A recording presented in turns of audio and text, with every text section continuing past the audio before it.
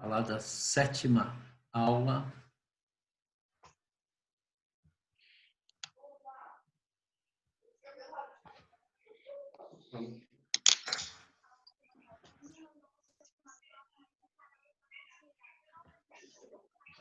Sétima aula.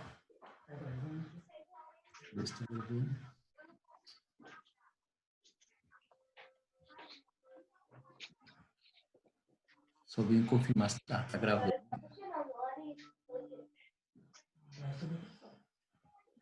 Sim, está gravando. Tá.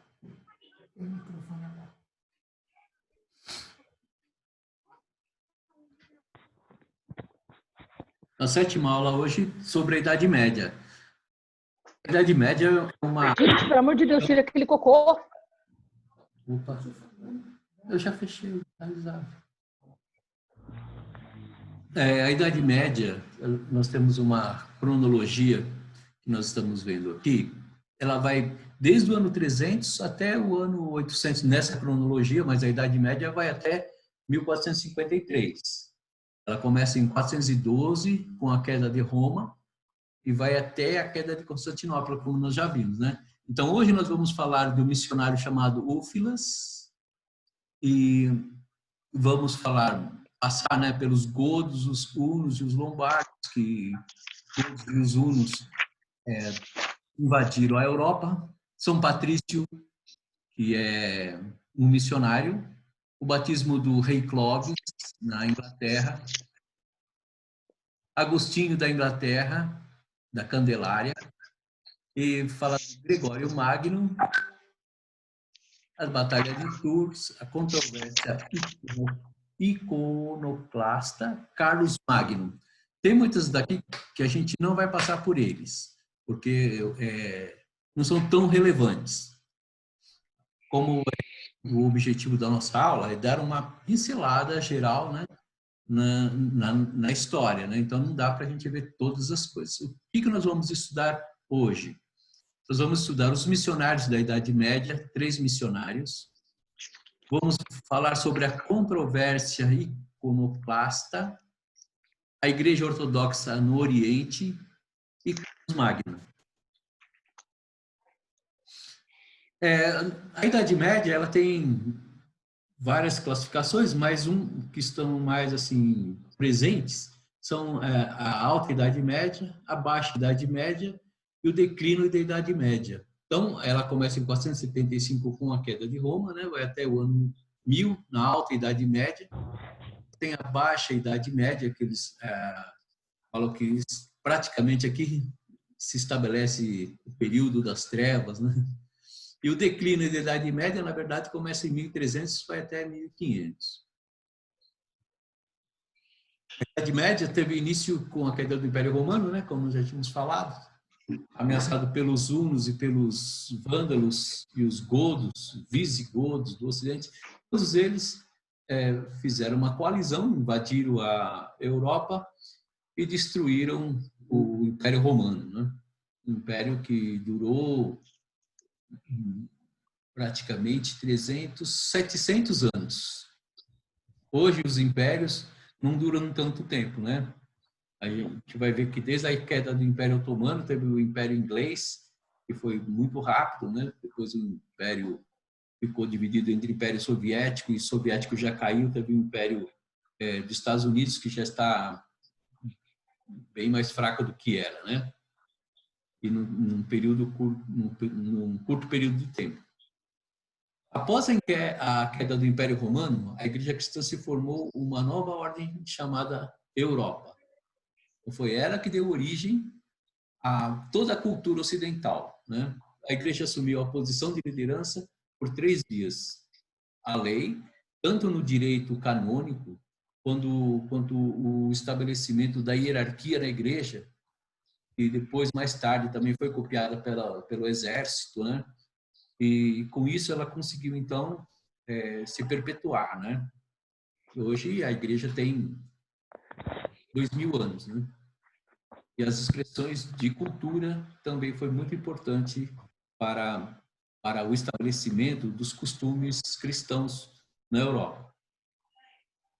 O processo começou sob o governo de Carlos Magno, no ano 8º, mas os papas foram, aos poucos, assumindo cada vez mais o poder, até que Inocêncio III, que viveu em 198 até 1216, ensinou a Europa a considerá-los governantes mundiais. Tem até algumas lendas desse Inocêncio III, né, que teve um rei e ele desrespeitou o Papa, depois ele quis pedir perdão para o Papa, ele ficou descalço, né, em frente lá, o mosteiro onde o Papa estava, por quase uma semana, né, passando frio e fome lá até que o Papa o recebeu. Né. Tem umas histórias assim. Esse Inocêncio III praticamente começou a ter uma dominância política. Né.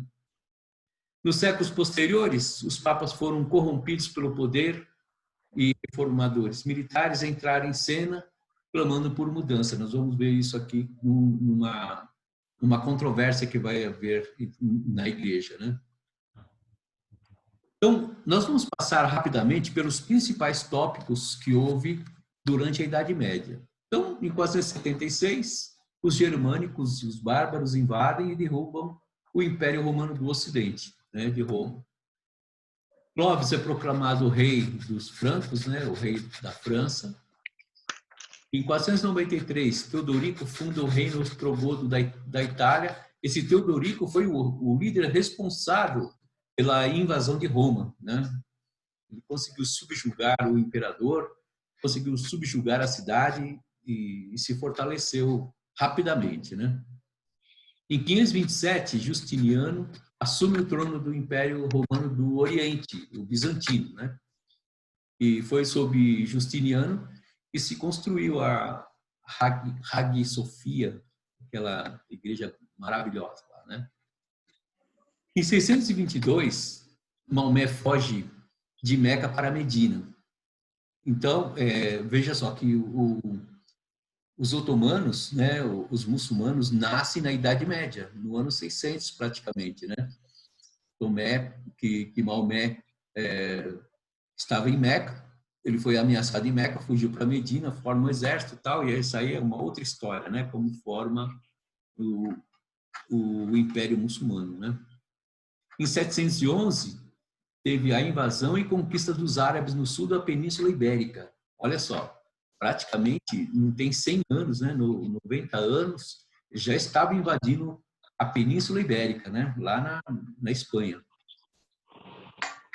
E no ano 800, Carlos Magno é coroado imperador.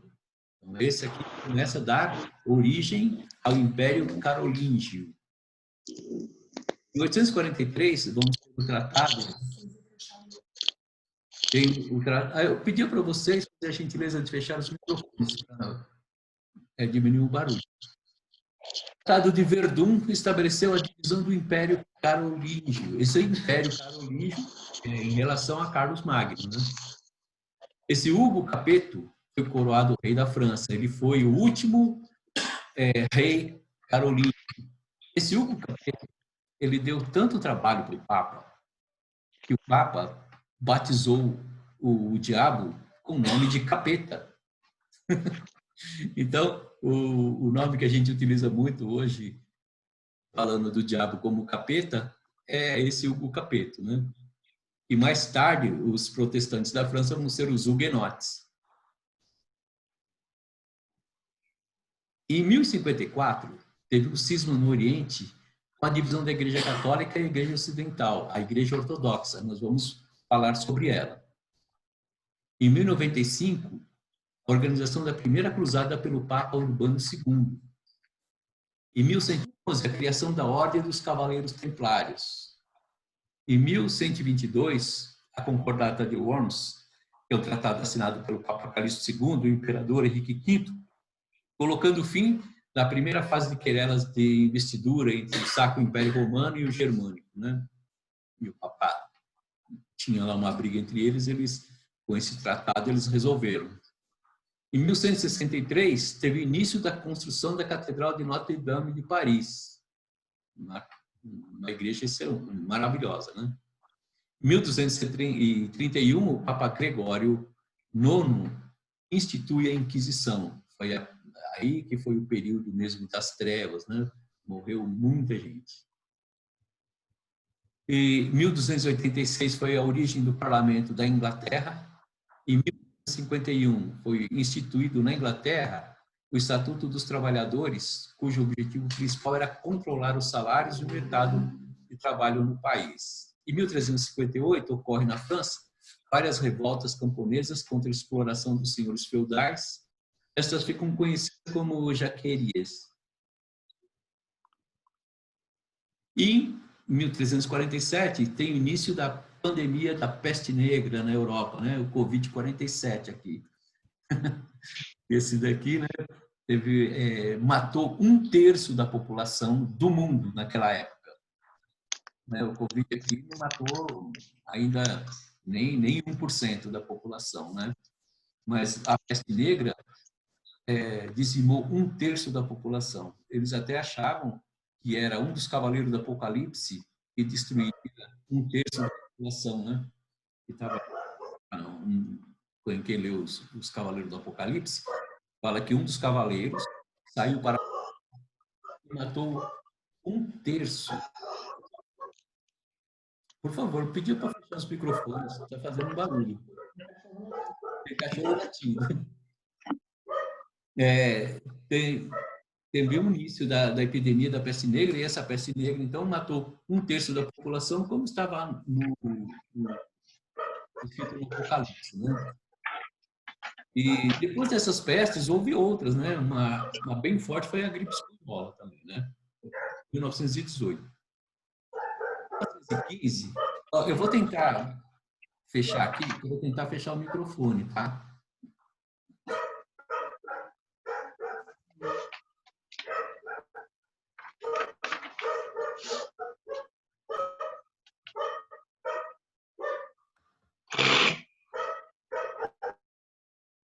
Agora sim. Desculpa, gente.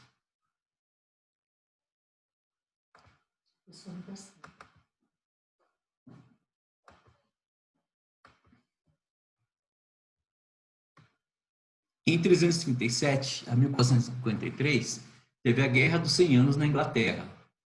Em 378 e 417, foi o grande cisma no Ocidente, a crise ocorrida na Igreja Católica. Essa crise foi que um papa, um imperador, acho que foi um imperador francês, prendeu um papa e trouxe para a França. E outro papa ficou em Roma, né? Então ficou com 2 papas.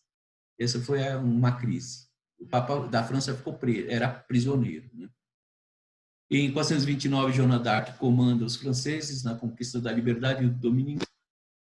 Em 439, Gutenberg, um inventor alemão, cria um sistema de impressão, né, através de tipos móveis, que é a invenção da imprensa. A internet da época foi inventada em 1439. Né? Em 1453, então, tem a queda de Constantinopla, como conhecida tomada, né, de Constantinopla pelos turcos otomanos, que Maomé II invade a cidade e, através dos canhões de pedra lá, derruba o Império Bizantino. Então, esses são os fatos principais. Vocês podem ver que cada tópico daqui daria para dar uma aula, né? Falar muitas coisas sobre isso aqui. Então, não é o nosso foco. Tá? Então, o nosso primeiro foco é o missionário da Idade Média. Esse Úfilas foi em 311 até 383. Esse Úfilas, esse daqui, ó.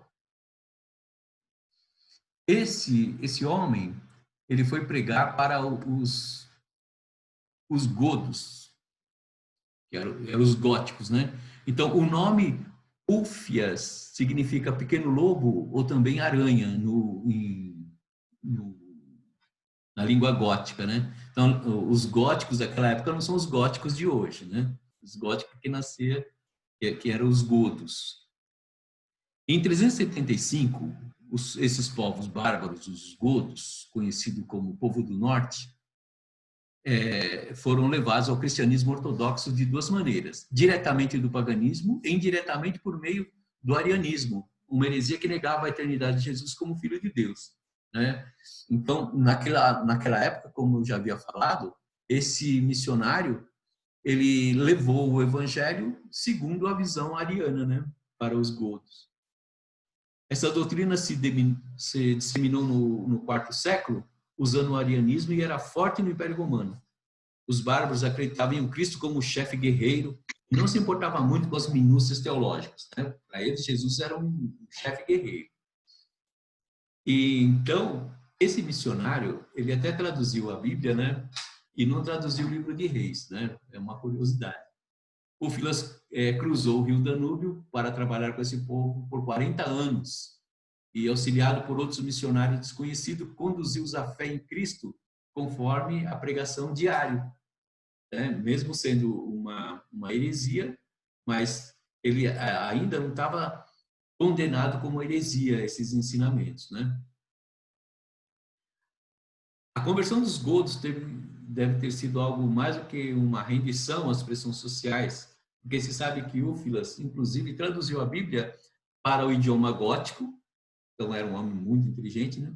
Com exceção dos livros dos reis, que considerou muito belicoso para a edificação do povo, que por natureza já era extremamente violento, né? Se ele traduzisse o livro dos reis, então, se quisesse imitar os reis, aí ia ferrar tudo, né? Então, não traduziu o livro dos reis. A partir dos godos, o cristianismo ariano se espalhou para as outras tribos germânicas. Então, praticamente, esses povos bárbaros foram cristianizados segundo a doutrina ariana, né? E o outro missionário muito importante é São Patrício, que comemora o dia no dia 17 de março, data da sua morte, né? Ele era de 387 até 461. Até hoje se comemora o dia de São Patrício, né? Quem foi esse cara? Deixa eu mostrar ele aqui. Esse aqui, ó, São Patrício. É lógico que é uma caricatura, né? Os celtas na Irlanda foram evangelizados por São Patrício no século V. Então, todos os irlandeses e o pessoal do Reino Unido, todos eles gostam de São Patrício, né? Após a retirada das legiões romanas, os irlandeses começaram a atacar a costa inglesa, navegar pelos rios e levar os despojos e escravos, entre os quais estava Patrício, o santo padroeiro da Irlanda. Portanto, não era irlandês, ele era filho de cristãos e seu pai era um diácono. Quando estava na Inglaterra, teve um sonho falando que um dos bebês irlandeses implorasse que ele voltasse para o país e falasse sobre Jesus, né? Assim como a aprovação do Papa, foi enviado como missionário para aquela região. Seu trabalho teve enorme repercussão e se tornou a base para a evangelização da Bretanha. Um século depois, um monge de nome Columba liderou a fundação de um mosteiro em Lona, uma ilha da costa da Escócia, ao qual, por sua vez, deu um novo impulso vital para a pregação de Cristo na Bretanha. Então, ele foi praticamente o precursor do Evangelho, né? Nesse começo da Idade Média, para os povos pagãos, né? Durante esse período, ocorreu a expansão do cristianismo. Os monges da Irlanda e da Britânia fundaram um mosteiro na Germânia, Suíça e até no norte da Itália, os quais se tornaram centro de evangelização e aprendizagem religiosa. O espírito independente dos monges irlandeses e britânicos transformaram-se, com o tempo, em um fator perturbador para o cristianismo romano, porque eles não se sujeitavam muito às leis romanas, né, aos costumes romanos. Então, como ainda não estava estabelecido a ortodoxia ainda, então eles praticamente eram independentes, né? Então, mesmo o evangelho crescendo lá por aquelas partes, eles não se submetiam a Roma, né? Os francos conheceram o evangelho com a conversão do rei Clovis, em 411, casado com a princesa Clotilde de Borgonha, que já era cristã. Os francos admiravam o apóstolo Pedro por sua façanha em empunhar a espada para proteger o Senhor e cortar a orelha do servo do sumo sacerdote. Essa militância foi refletida em vários lugares. Assim, São Jorge, o santo militar, tornou-se padroeiro da Inglaterra. O apóstolo Tiago, padroeiro da Espanha cristã, na luta contra o islamismo. Então, esse São Jorge era um soldado romano, que depois ele se tornou um cristão, e foi um grande símbolo, né, para cristianismo. E até hoje, né, entre nós, os católicos, conhece São Jorge, e que depois com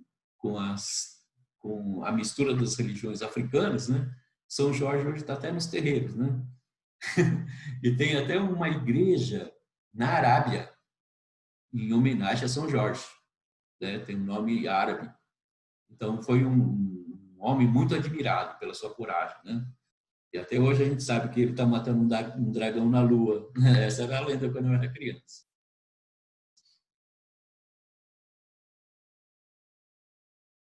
Durante esse período ocorreu então essa expansão do cristianismo. Assim, para aqueles povos santos, com suas atribuições especiais, tinham significado mais para o povo do que o próprio Cristo, né? Então, os santos para eles simbolizava algo maior até do que Jesus. Veja só, né?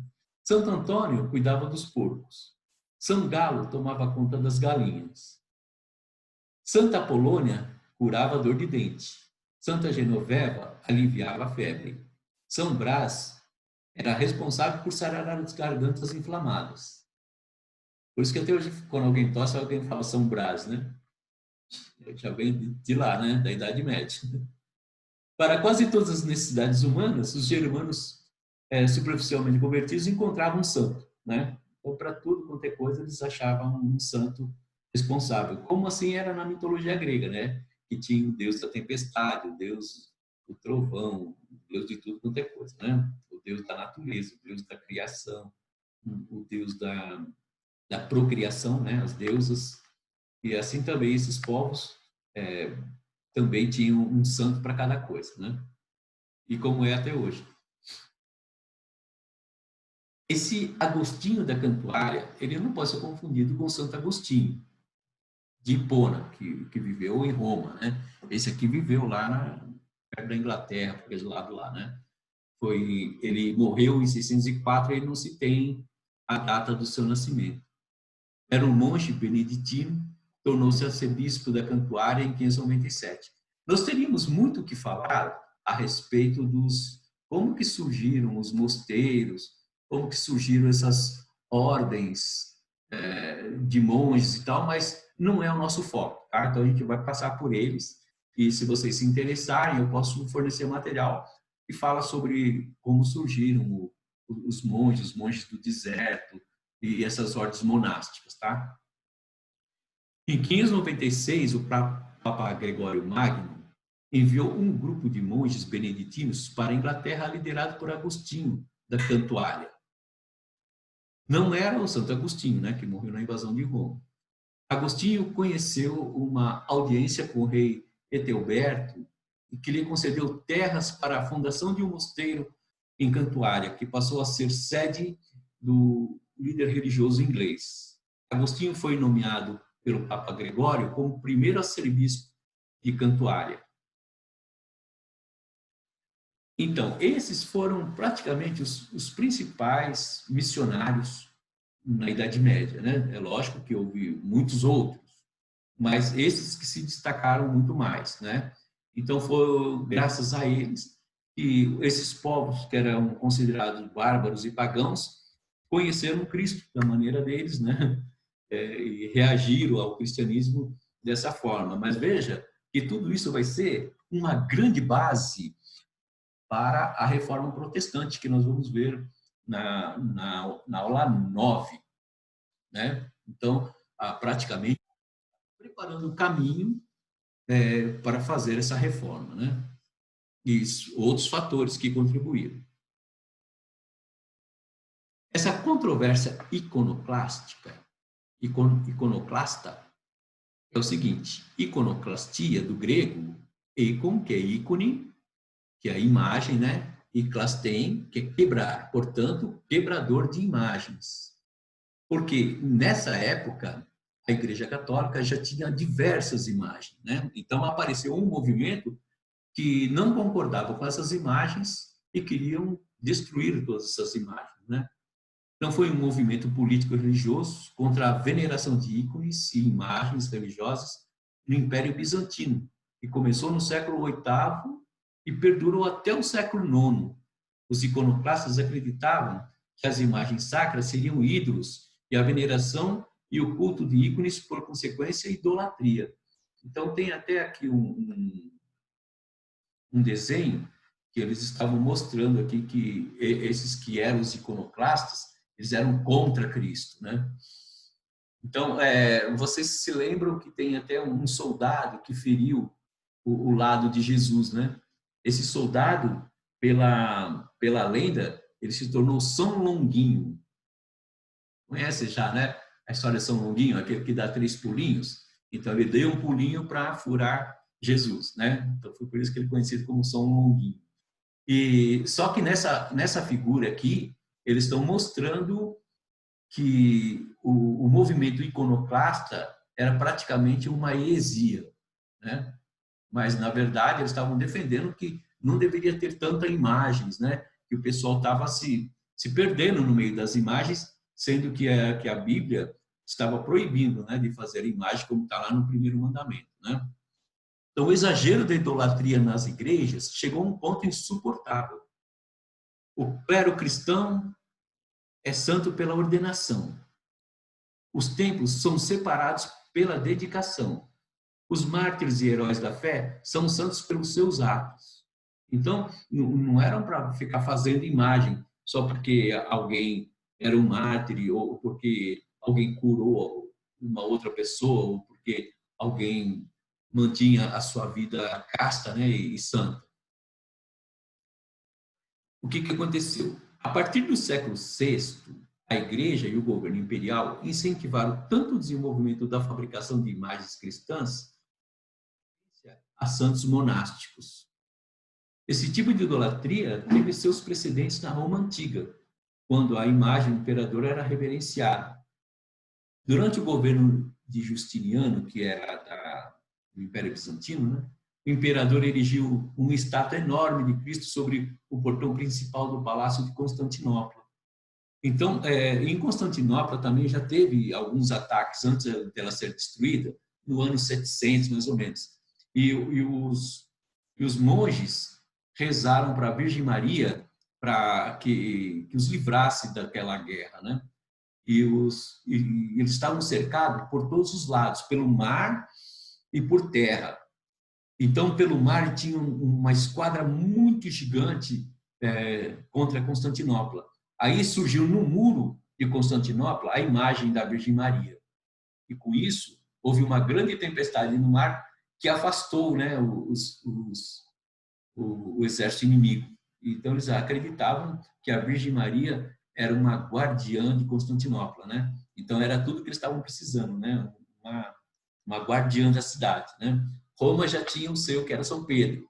E Constantinopla não tinha. Então, eles achavam a Virgem Maria. E a Virgem Maria passou a ser a protetora de Constantinopla, né? Mas só que em 1453, acho que ela estava muito cansada e deixou a cidade cair, né? O imperador Leão III atacou o uso de imagens, possivelmente motivado por uma noção do delito do império.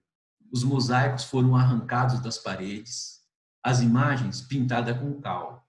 Os iconoclastas, ou esses destruidores de imagem, queriam substituir os ícones religiosos pelos símbolos cristãos tradicionais, da cruz e da Bíblia, e dos elementos da ceia. Apenas esses objetos deveriam ser considerados santos, né? Eles queriam acabar com todo o outro tipo de imagens. Então, o que aconteceu desse João Damasceno? Esse João Mansur, né? Ele era um homem muito hábil nas palavras.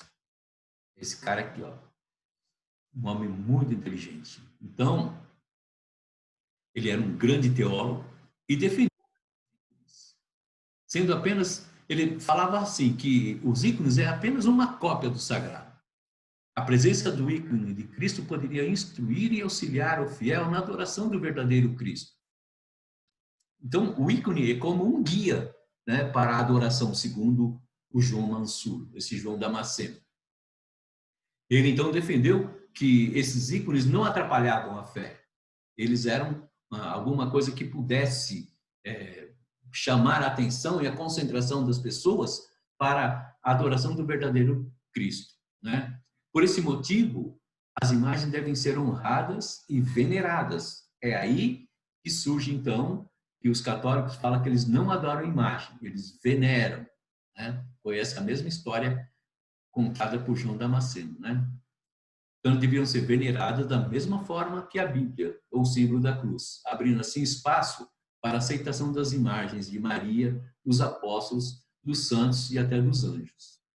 Então, veja só, né? Teve mais uma... vocês podem perceber que as palavras, às vezes, têm muito mais poder do que uma espada, né? Uma pessoa habilidosa nas palavras, eu estava até conversando hoje com a Marlena, né? Que eu descobri muito tarde a força da poesia clássica, né? Eu descobri agora, há uns 2 ou 3 anos atrás, a força da poesia clássica, que antes eu nunca liguei muito para a poesia, né? Porque a poesia clássica, ela nos ensina a utilizar as palavras corretas em várias situações, né? Então não é porque somente a beleza e a estética da poesia, mas é a profundidade da palavra da poesia, né? Então veja só, a força da palavra desse Damasceno, né? Ele praticamente inverteu, né? Tudo que aquilo que os iconoclastas estavam pregando e usando até mesmo da força, né, da violência, ele veio com palavras e venceu todos eles sem nenhuma violência, apenas trazendo, né, na mente das pessoas uma aceitação.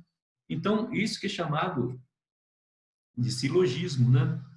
E isso que acontece no nosso meio político, no nosso meio cultural, né? Nós vivemos uma guerra cultural e uma guerra espiritual, né? Então, às vezes, nós podemos perder a nossa fé por certos argumentos, né? E são argumentos, às vezes, muito sutis e irracionais, né? Então, ele deu uma explicação racional. A explicação dele é que as imagens poderiam nos conduzir à verdadeira adoração, né? Ela seria algo que poderia concentrar a nossa fé, a nossa energia, né? Que aquele povo que não sabia ler, que a maioria eram iletrados. Então, como que eles poderiam conhecer o verdadeiro Cristo? Se ele só fechasse os olhos, ele não vê ninguém, não tinha como ele se concentrar numa adoração. Então, os ícones serviam como um objeto, né, para levar a essa adoração. E com isso abriu a porta para a idolatria, né? E começou a entrar Maria, os apóstolos, santos e anjos e tantas outras coisas, né? Assim, no Concílio de Nicéia, em 787, acabou com o movimento iconoclasta e deu apoio à posição apresentada por Damasceno. E se o concílio decidiu, acabou, né? O concílio era igual ao Supremo de hoje. Decidiu, está decidido, né? Então, acabou. E aí, o que acontece com a igreja? Então, veja só, já está estabelecida a ortodoxia na Idade Média, já está estabelecida os concílios. Todos aqueles que não obedecessem às ordens dos concílios eram considerados hereges. Então, quando o Teodósio, por aquele edito que ele promulgou, dizendo que todo mundo poderia agora ser cristão, tinha que ser cristão ortodoxo e que respeitasse todas as decisões dos concílios. Assim ele era considerado cristão. Se ele não respeitasse as decisões do concílio, ele era um herege. Estavam sujeitos às penas da lei que estavam se formando ainda, né, no meio das leis canônicas, né, da Igreja Católica. E agora, a Igreja do Oriente. Então, essa imagem aqui, ó, é chamado Cristo Pantocrator. No grego, né, esse Cristo Pantocrator é o Senhor do mundo.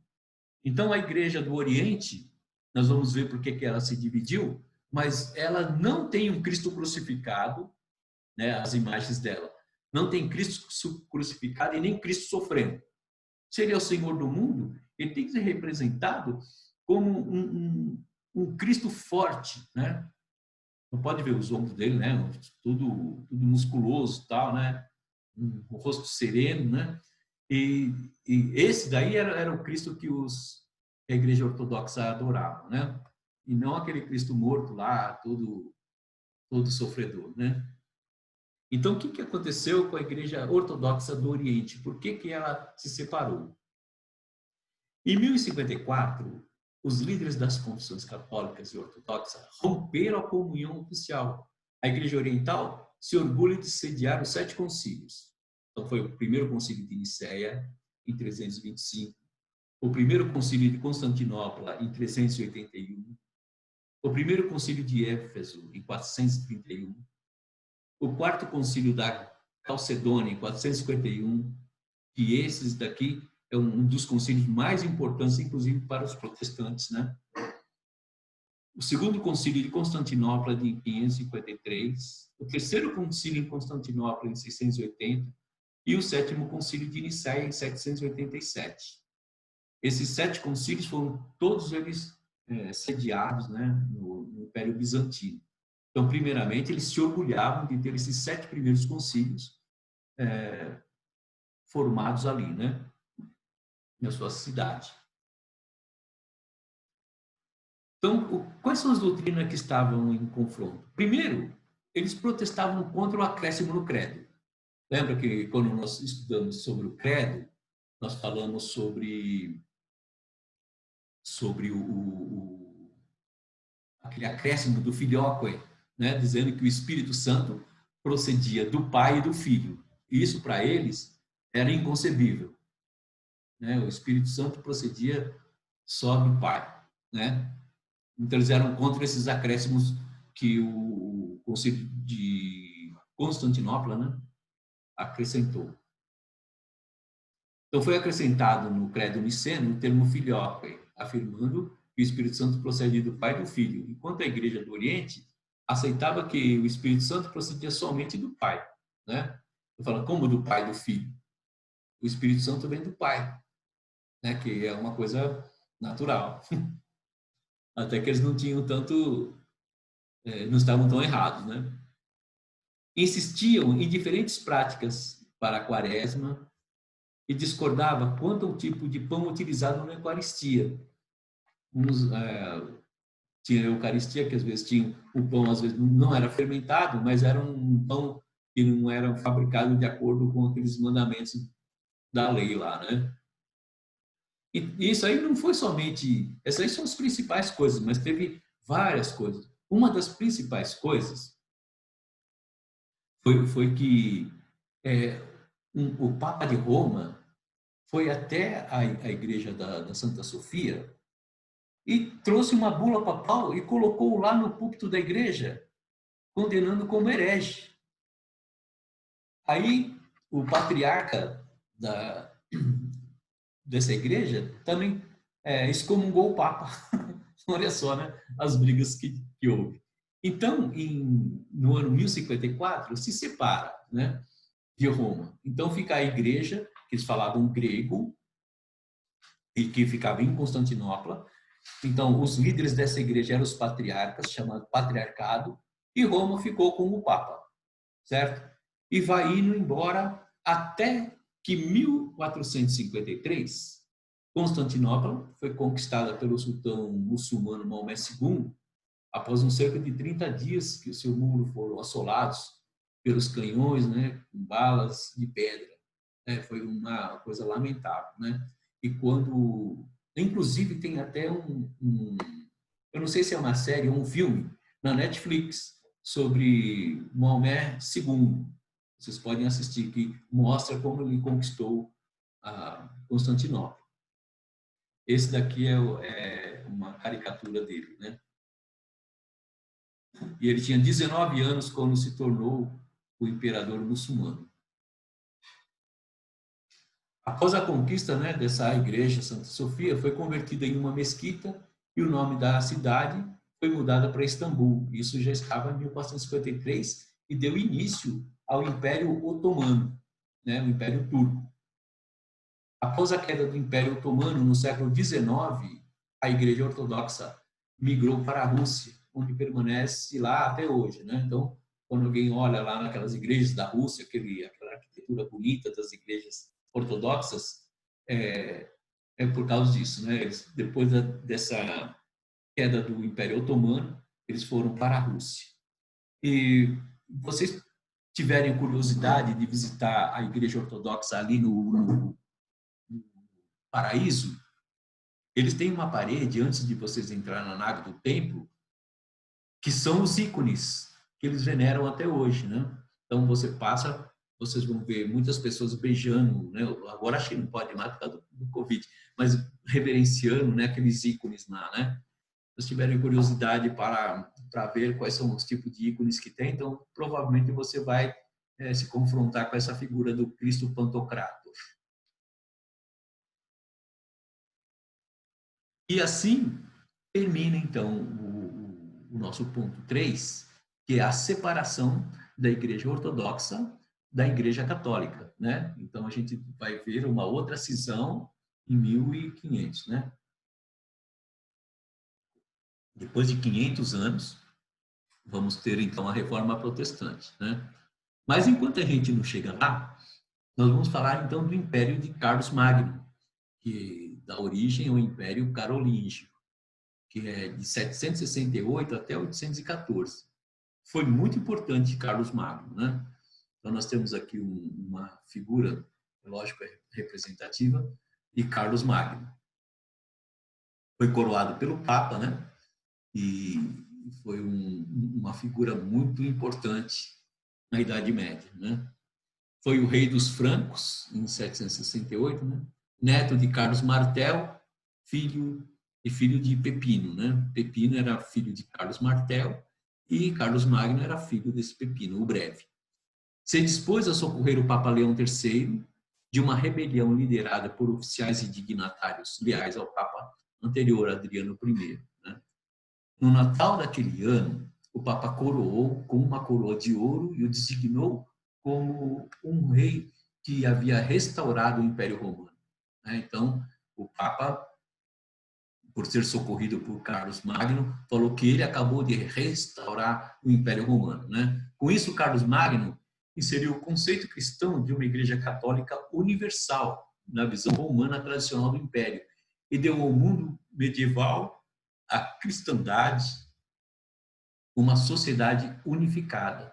Então, como a Igreja Católica é hoje, né, universal e tal, foi graças a Carlos Magno, né? Então, primeiro ela teve um impulso com Teodósio. E depois o outro impulso então veio com Carlos Magno. O Papa, ele era um rei da Europa, né, da França. O Papa coroou e o Papa disse que ele acabou reconstruindo o católico já significa universal, né? Mas agora era uma igreja universal e com a influência de um rei, né? Um imperador muito forte. Vocês estão ouvindo bem? Dá só um sinalzinho assim, porque aqui está me dando uma mensagem. Tá ruim? É que você deu uma travadinha, mas já voltou, tá tudo certo. Aqui está dando uma mensagem que a qualidade está ruim. Deu uma travadinha, mas já voltou. Tá, vou tentar fechar algumas coisas aqui. Espera aí.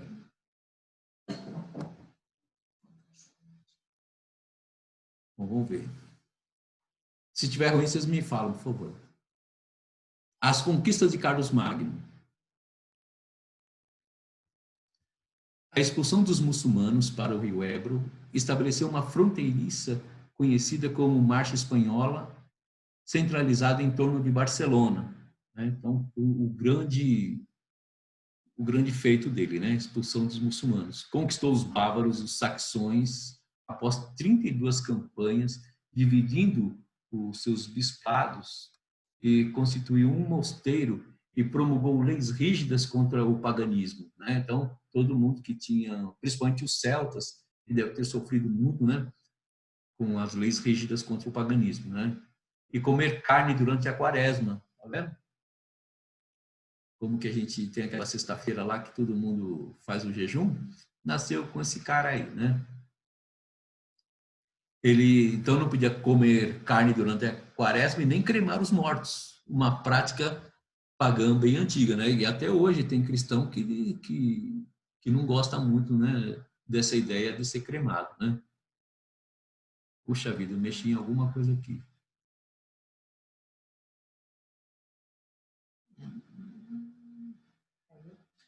Não, eu acho que eu mexi ali, ele avançou. Então, cremava os mortos e fingir o batismo eram infrações puníveis com pena de morte. Então, comer carne durante a quaresma, queimar mortos e se fingir também o que foi batizado e não foi, era passivo de morte, né? Derrotou os lombardos na Itália por ordem do Papa e se autoproclamou rei, né? Lá na Itália. Carlos Magno também promoveu uma retomada do aprendizado e das artes. E seus esforços levaram o historiador a chamar esse período de renascimento cultural, né? Então, as músicas renascentistas têm toda a sua origem aqui, né? Na Idade Média.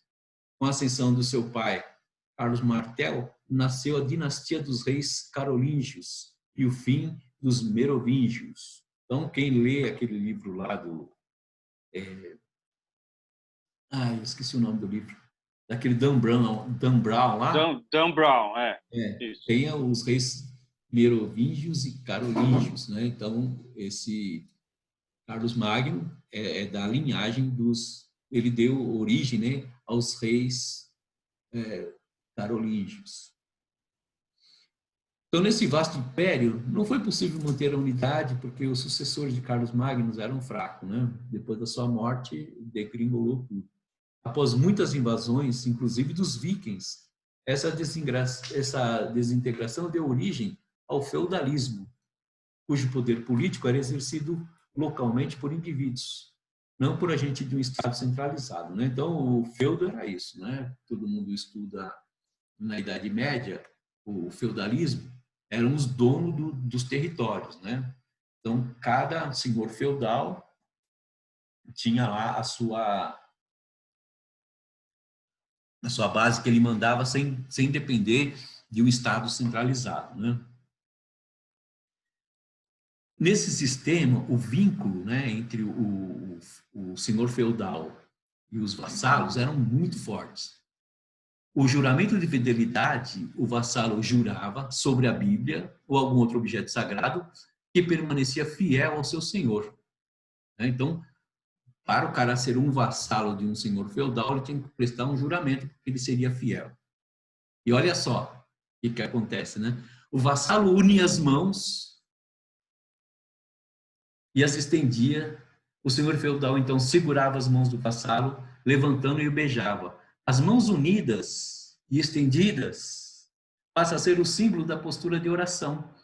Mas, no início, era um processo de juramento de fidelidade ao senhor feudal, né? Que hoje a gente utiliza como uma maneira de se chegar a Deus, né? Unindo assim as mãos, assim, levantando as mãos assim, que era uma postura de submissão ao senhor feudal, né? E que hoje nós mantemos essa tradição até hoje sem saber. Então, hoje, quando você estender suas mãos assim, você já sabe que essa postura foi inventada pelos senhores feudais, né? E com isso, a gente chega ao fim da nossa aula, né? Vocês podem perceber que tem muita informação, muita coisa. Por quê? É um período muito grande, né? De tempo e de história, né? E a gente sabe que isso aí não quem gosta mesmo de história é que vai se aprofundar em todas essas coisas. Mas a gente tem, assim, uma boa visão de tudo aquilo que aconteceu, né? Por que nós somos hoje assim, né? E mais tarde, quando a gente entrar, então, na nossa reforma protestante, né? Acho que é uma das coisas mais aguardadas, que é o final do curso, que é a reforma protestante e o avivamento, né? Como que ele cresceu e como nós conseguimos nos desvencilhar de todo esse jugo, né? De todas essas amarras. Foi uma coisa maravilhosa, né? Então, vocês podem notar que como foi crescendo a coisa, né? Então, primeira coisa, a igreja se instituiu como forças imperiais através de Teodósio e depois que ela se estabelece na ortodoxia, e fala então que que as decisões dos seus concílios devem ser obedecidas, senão as pessoas eram consideradas hereges, e depois, mais tarde, com a Inquisição, eles foram subjugados, queimados vivos, né?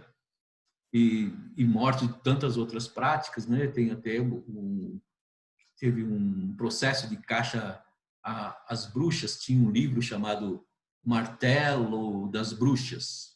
Esse livro ensinava como identificar uma bruxa, né? Então a bruxa não podia, tinha uma mulher com um gato preto era considerada bruxa, né? Ou se não, alguém que entregasse, né, aquela pessoa com práticas de demônios, né? Então, para eles identificar se a mulher era bruxa ou não, eles faziam um teste. Pegava a mulher e soltava ela no rio, na água. Se ela atravessasse o rio nadando, era bruxa, queimava. Se não atravessasse e morresse afogada, não era bruxa. Morria do mesmo jeito. Era uma coisa muito estranha, né? Então, a Inquisição não foi assim um processo assim tão aleatório, né? Tão arbitrário. Alguém era acusado de heresia, ele tinha que ser condenado num tribunal, e depois, se ele era condenado, acho que não tinha muita escapatória, né? Se acaso ele não confessasse, ele passava por torturas, e essas torturas vieram depois, né? Eles passavam por torturas, a gente vê os instrumentos de tortura da Inquisição, coisas terríveis, né? E eles conversavam sobre tortura, aí eles morriam, né?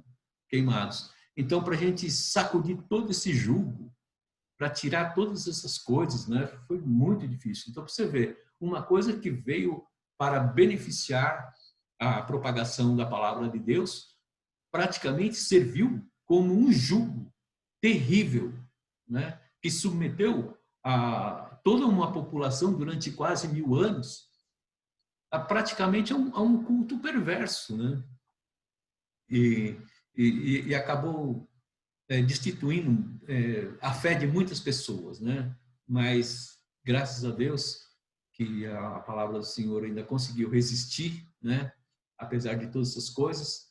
E agora nós temos então uma nova era com a Reforma Protestante, né? Na aula que vem nós vamos falar das cruzadas.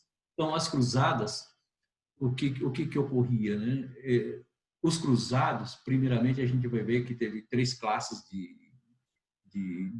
desses soldados, né? E eram homens comuns. Então, o que eles tinham? Eles tinham temor a Deus, né? E eles achavam que ele, indo para uma cruzada, ele poderia ser perdoado dos seus pecados, poderia alcançar o céu, né? Porque estava fazendo uma obra de Deus, né? O que é uma cruzada, Pedro?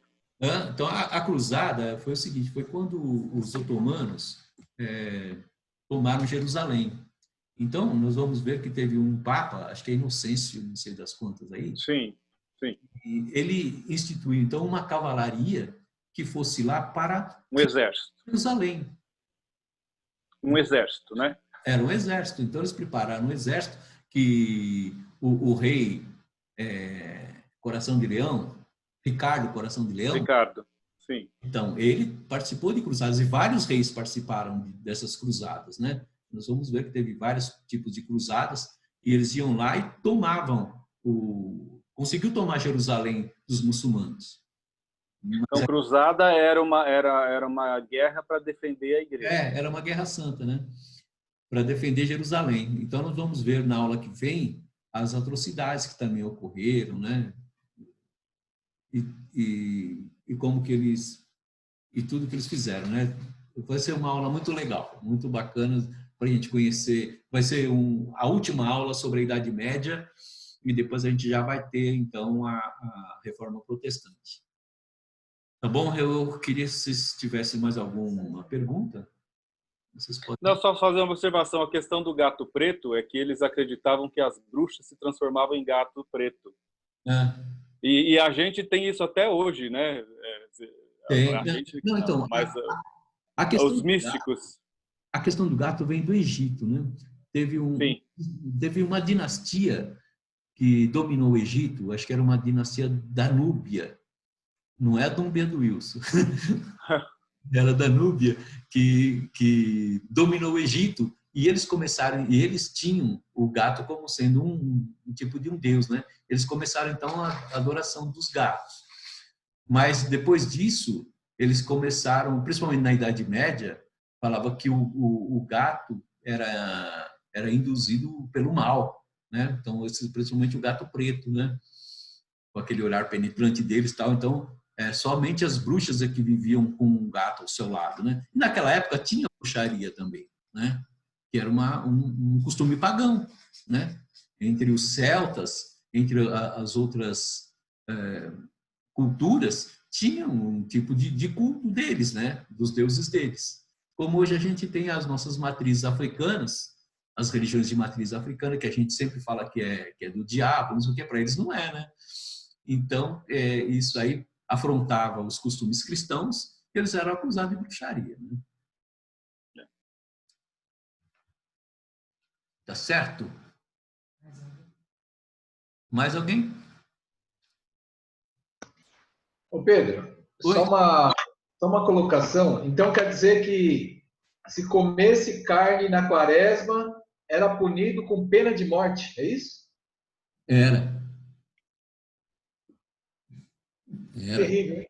Então, isso na época de Carlos Magno, né? Antes não. Sim. Carlos Magno, exato. Só depois de Carlos Magno, né? Então, tem um monte de católico que ia morrer, né, hoje em dia. Não, pode ver que pelo menos sexta-feira santa eles não comem carne, né? Foi reduzido só para sexta-feira santa, antes era a quaresma toda, né? E esse também foi uma questão de discórdia do Concílio de Nicéia, a data da Páscoa, né? A data da Páscoa era feita pelo calendário judeu, mas eles não consideravam o calendário judeu bom e começaram então a calcular, né, os dias da Páscoa. Até hoje é confuso, né, esse cálculo. Mas por que o lance, desculpa só voltar um pouquinho, por que o lance de se abster de comer carne? Simbologia do corpo de Cristo, coisa do tipo? Isso, porque era o corpo de Cristo, né? Então, como estava comemorando a morte de Cristo, não podia se comer carne. Aí come peixe, né? Come peixe. É carne branca, né? Então, é tudo um costume, né? Então, todos esses costumes da Idade Média e influenciou profundamente o cristianismo, né? Em todo o território, principalmente na Europa, né? Por causa de Carlos Magno. E com essa influência, todos os países católicos, eles mantiveram muitas dessas tradições, né? Eu queria voltar um pouquinho. Então, quer dizer que a Europa se formou por conta da fé católica? Olha que eu não tinha essa visão. Pela fé católica. Então, quando eles começaram a evangelizar os bárbaros, né? Os vândalos, os godos, ostrogodos. Porque antes eram povos todos separados, cada um se matando, né? Então, aí quando eles começaram a pregar o evangelho para essas pessoas, eles aderiram, né? Até os vikings depois aderiram ao cristianismo, né? Então, teve toda essa influência católica. Que poder, né? A reforma protestante é que veio... a reforma protestante já pegou já uma nata da sociedade, né? Mais intelectualizada, e com isso o Lutero, que traduziu a Bíblia, tal, que nós vamos ver nessa aula 9, conseguiu então mudar muitas coisas, né? Principalmente João Calvino, né? João Calvino foi o cara que estabeleceu as igrejas reformadas, né? Então aí mudou, a Europa quase toda mudou para esse lado calvinista, né? Protestantismo. Mas a base deles era o catolicismo, né? E como os países latinos, né, foram colonizados pelos espanhóis e pelos portugueses, tiveram essa tradição católica, né? Que nos acompanha até hoje. Sim. Tá certo? Então é isso, pessoal. Nós vamos procurar para encerrar, né?